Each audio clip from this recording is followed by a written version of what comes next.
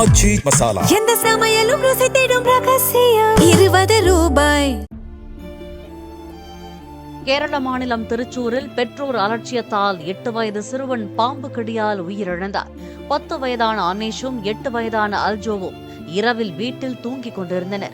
நள்ளிரவில் திடீரென அலறியபடி எழுந்த அல்ஜோ தன்னை ஏதோ கடித்து விட்டதாக கூறியுள்ளார். காலையில் பார்த்துக் கொள்ளலாம் என பெற்றோர் அலட்சியப்படுத்திய நிலையில் காலை எழுந்தபோது மகன் இறந்தது தெரியவந்தது. வீட்டை சோதனையிட்ட உறவினர்கள் தலையணைக்கு அடியில் சுருண்டு கிடந்த 2 அடி நீள கட்டுவிரியன் பாம்பை பிடித்தனர்.